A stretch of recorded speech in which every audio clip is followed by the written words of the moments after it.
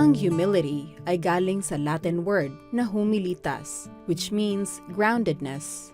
Ang pagiging humble o sa Tagalog ay mapagpakumbaba ay isang magandang katangian ng isang tao. Ang pagpapakita ng mababang loob ay isang kasanayan na maaaring ma-practice at magamit sa lahat ng bagay. Bagamat ang iba ay natural na sa kanila ang pagiging mapagpakumbaba, may iba naman din na nagsusumikap para ito ay magawa. Kaya ito ang ilang mga tips kung paano maging mapagpakumbaba. Self-awareness. Maging aware sa sarili, alamin kung saan ka malakas at mahina. Magpaturo tayo kung hindi natin alam ang gagawin. Listen actively.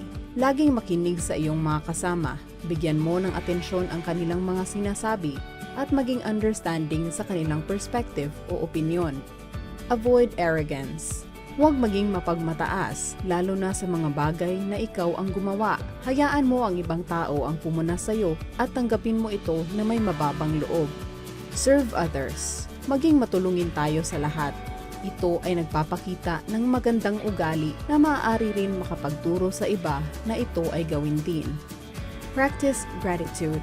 Maging mapagpasalamat sa lahat. Lagi natin ito gawin dahil ang lahat ng bagay na nagagawa natin, kung hindi man ang tao ang tumutulong sa atin, may Diyos naman na gumagabay at tumutulong. Masarap mamuhay nang mayroon tayong inuugaling maganda. Ang maging mapagpakumbaba ay nakakatulong para magkaroon tayo ng magandang pakikisama sa lahat ng tao. You can do it!